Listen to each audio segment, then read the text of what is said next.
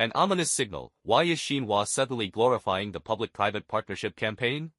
This is the Jersey News Commentary Channel. Recently, Xinhua News Agency published an article titled The Great Journey, The Three Socialist Transformations, an unprecedented and profound social transformation, lavishly praising the socialist transformation campaigns of the 1950s, particularly the so-called public-private partnership gongsi imposed on China's private industry and commerce. The article describes it as both a great journey and a profound social transformation. Many observers dismiss it as nothing more than another piece of party history propaganda. I disagree completely. Is this celebration of a so-called great journey really that simple? Of course not. The public-private partnership campaign was not merely another historical episode. It marked one of the most decisive turning points in modern Chinese history. It fundamentally altered the fate of private property, private enterprise, and an entire generation of Chinese entrepreneurs. It signaled the disappearance of private industry and commerce from mainland China and ushered in more than 3 decades of a highly centralized command economy. So why has Xinhua suddenly decided to resurrect this historical episode and present it once again as something glorious? What exactly is the political purpose behind this renewed praise? The public-private partnership was not a great journey. It was a graveyard for private property. According to Xinhua, the socialist transformation of capitalist industry and commerce evolved from what it calls lower forms of state capitalism, such as state purchasing, state marketing, and government contract manufacturing, into the higher form known as the public-private partnership. The article further claims that the government paid more than 3 billion yuan in fixed dividends to private entrepreneurs under a system known as 4 horses sharing the harvest and fixed interest compensation, an amount allegedly exceeding the original value of their assets. That is the official narrative. It sounds peaceful. It even carries the flavor of what the Communist Party once called the peaceful redemption of capitalism. But historical reality was far harsher. The so-called partnership was never a genuine partnership. Step by step, the state assumed control over business management, corporate decision-making, ownership rights, and ultimately all effective control of private enterprises. Entrepreneurs who had built their companies from scratch were transformed into passive recipients of fixed interest payments. By 1966, even those payments were terminated. Private property disappeared altogether. Soon afterward came the Cultural Revolution, bringing an even more devastating wave of political persecution. Behind the official narrative lies a tragic wave of suicides. Even more disturbing is what Xinhua chooses not to mention. According to numerous historical memoirs and later published accounts, during the campaigns of the Three Anti-Movement, the Five Anti-Movement, and the subsequent socialist transformation, Shanghai experienced one of the darkest episodes in its commercial history. Between January 25 and April 1, 1952, incomplete official statistics recorded 876 suicides in Shanghai alone among businessmen and industrialists. That represents an average of nearly 10 suicides every single day. Many jumped from buildings. Others threw themselves into the Huangpu River. Some bodies were never recovered. This was not coincidence. It was the direct consequence of relentless political persecution. Psychological destruction came before economic confiscation. During the Three Anti and Five Anti campaigns of 1951 to 1952, private entrepreneurs were subjected to relentless political pressure. Day after day they were summoned to meetings. Day after day they were ordered to make confessions. Day after day they were denounced. Day after day they faced public criticism sessions.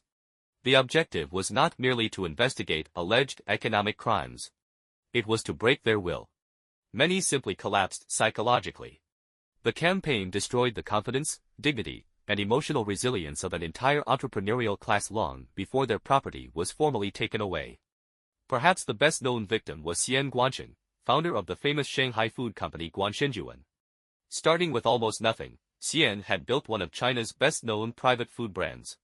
On April 21, 1952, unable to endure mounting political pressure, he jumped from the Guangshengjuan building on Nanjing Road in Shanghai and died instantly. Another tragic case involved the owner of Shanghai's famous Dingfeng confectionery.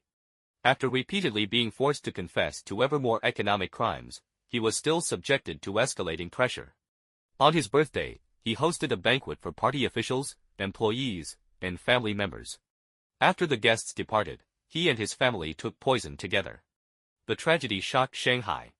Even Rong Iren, one of China's most prominent industrialists later celebrated by the Communist Party as a model patriotic capitalist, reportedly came close to taking his own life under similar pressures. He survived largely because party leaders eventually decided that preserving the Rong family would better serve the United Front strategy. From psychological conquest to property conquest. According to later memoirs and historical accounts, Shanghai's mayor at the time, Chen Yi, reportedly asked almost every day, "How many paratroopers today?" The term paratroopers was a cynical reference to businessmen who had jumped from buildings to their deaths. Whether every detail of this anecdote can be independently verified, the fact that such stories became deeply embedded in public memory reflects the atmosphere of the time. This historical sequence reveals something fundamental. The 3 anti and 5 anti campaigns destroyed the psychological defenses of China's entrepreneurial class. The public-private partnership completed the confiscation of their property. In other words, the 5 anti campaign was psychological conquest, the public-private partnership was property conquest. Can this honestly be called a great journey? Or was it, instead, a state-directed transfer of private property achieved through overwhelming political coercion? If the public-private partnership was great, then was reform and opening up a mistake? Here lies perhaps the greatest contradiction in the Chinese Communist Party's official historical narrative. In 1956, Mao Zedong's elimination of private enterprise was celebrated as a great journey. After 1978, Deng Xiaoping's restoration of market mechanisms and private business was celebrated as a great turning point. Both cannot simultaneously represent the same historical truth without explanation. If Mao's destruction of private enterprise was historically correct, then why did Deng Xiaoping spend the next 4 decades rebuilding exactly what Mao had dismantled?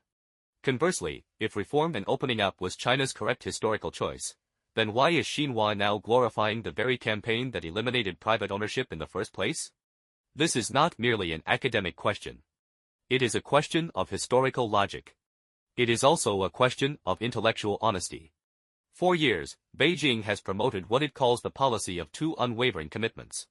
The first is to unswervingly consolidate and develop the public sector. The second is to unswervingly encourage, support, and guide the development of the private sector. But this immediately raises another question.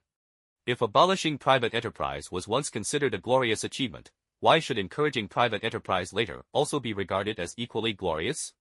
If both policies are declared equally correct, then what exactly is the governing principle that connects them? Official propaganda offers no answer. Instead, history is simply rewritten whenever political needs change. This is not an isolated article, it is the ideological echo of 14 years of expanding state control.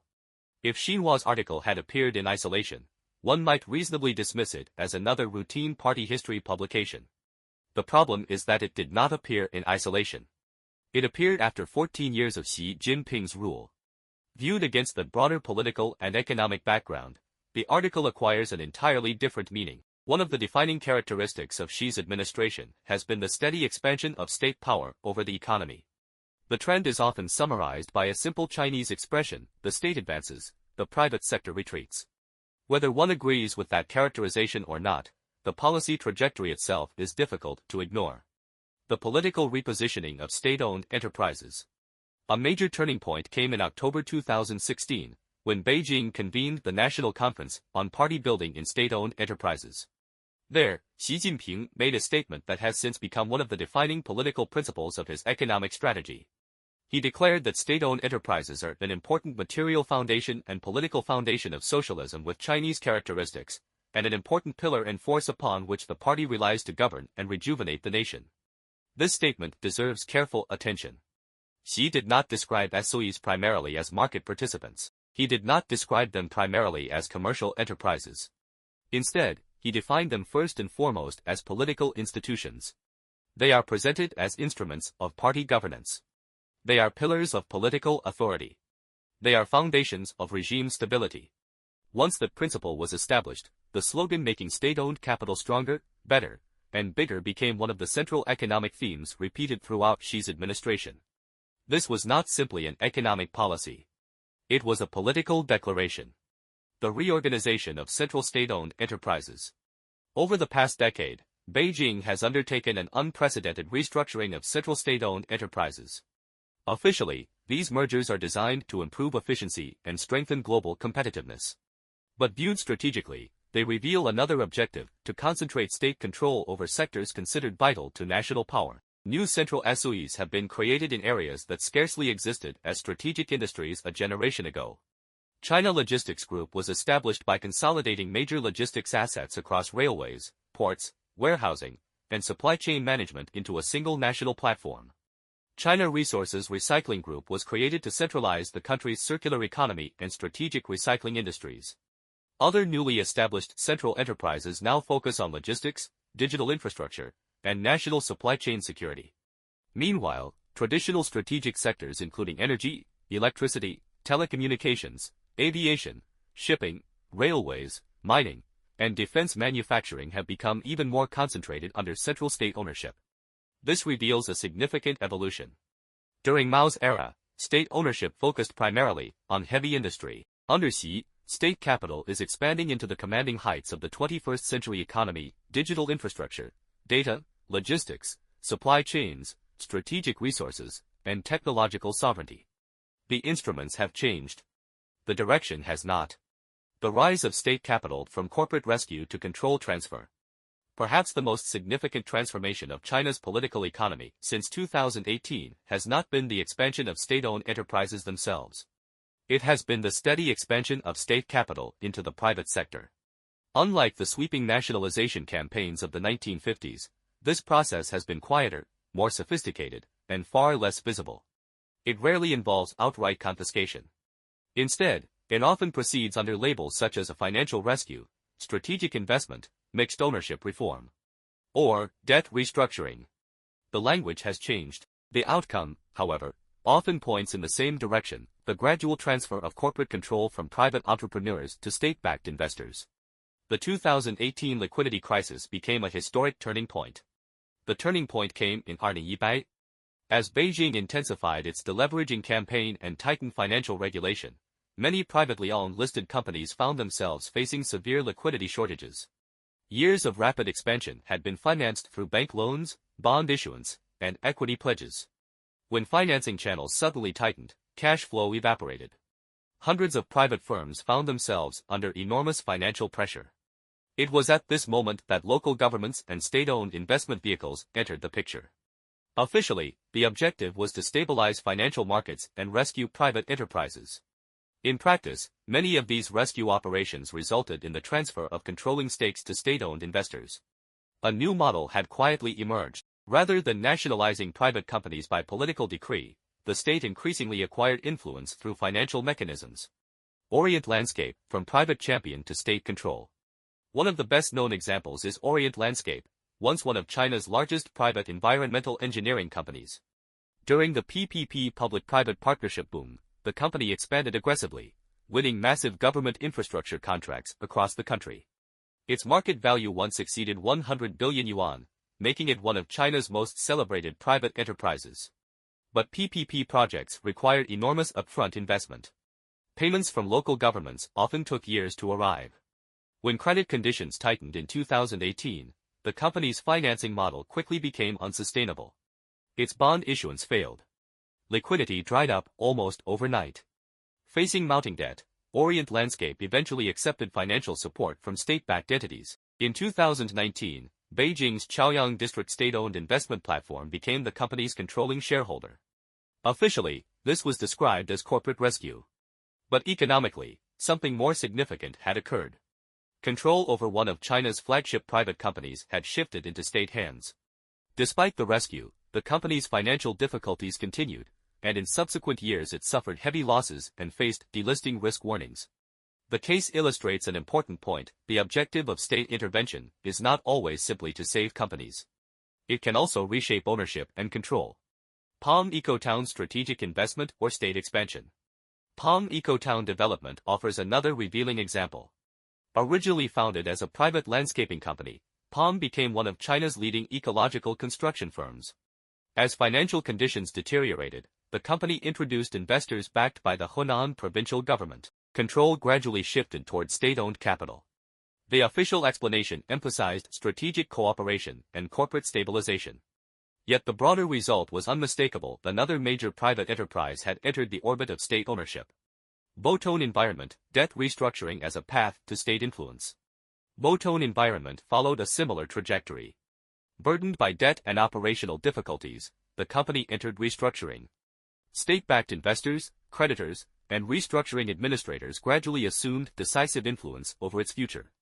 From that point forward, the company's destiny was no longer determined primarily by its original private founders. Instead, it became increasingly shaped by state institutions, financial restructuring mechanisms, and public sector investors. Again, the language remained technical. The political implications were much larger. A new three-step model of state expansion. Taken together, these cases reveal a pattern that has appeared repeatedly across multiple industries. The process typically unfolds in three stages. First, a private enterprise falls into financial distress. This may result from tighter credit conditions, regulatory changes, or broader policy shifts. Second, state-backed capital enters under the banner of rescue, restructuring, or strategic investment. Third, effective corporate control gradually shifts to state-owned investors. Unlike the public-private partnership campaign of the 1950s, no public declaration is made. There is no political campaign. No mass mobilization. No formal confiscation. Instead, ownership changes through financial transactions, equity restructuring, and government-backed investment vehicles. From a legal perspective, the mechanisms are entirely different. From the perspective of corporate control, however, the result can be remarkably similar. State capital is expanding through modern financial institutions. This is why many analysts argue that the expansion of state ownership in contemporary China cannot be understood through the historical lens of the 1950s alone. The methods have evolved. Instead of administrative decrees, today's state increasingly relies on state-owned investment funds, local government financing platforms, mixed ownership reform, debt restructuring, regulatory intervention, financial supervision, and capital market mechanisms. Control is no longer achieved primarily by confiscating ownership. It is increasingly achieved by acquiring decisive influence over governance, financing, and strategic decision-making. Ownership and control are no longer identical concepts. In modern corporate governance, control often matters far more than formal ownership. And it is precisely this evolution that makes today's transformation both more sophisticated and, in many respects, more difficult to recognize. Ant Group, Alibaba, Didi, private education, and the property crisis when political priorities override market logic. The expansion of state capital into private enterprise represents one dimension of China's changing political economy. The tightening of regulatory control over private capital represents another. Taken together, these developments reveal a broader transformation. Capital is no longer expected merely to obey market forces, it is expected to serve political priorities. This principle has been demonstrated repeatedly across some of China's most dynamic industries. The Ant Group IPO, the moment China's private capital received a new political message. No event better illustrates this shift than the suspension of Ant Group's initial public offering. In November 2020, Ant Group was preparing to launch what would have been the largest IPO in global history, raising approximately $70 billion through simultaneous listings in Shanghai and Hong Kong. International investors viewed the offering as a landmark event. Only days before trading was scheduled to begin, Chinese regulators abruptly suspended the IPO. The official explanation centered on financial regulation and risk management. Yet the political message reached far beyond one company. It demonstrated that no private enterprise, regardless of its size, technological innovation, or market value, would be allowed to operate beyond the political boundaries established by the party state. The suspension of Ant's IPO marked more than a regulatory decision. It marked a new relationship between political authority and private capital. Alibaba and Didi, market leaders brought back under political discipline. The Ant Group episode was not an isolated case. Shortly afterward, Alibaba was fined 2 billion yuan, approximately $2.8 billion, the largest antitrust penalty in Chinese history at the time. Regulators,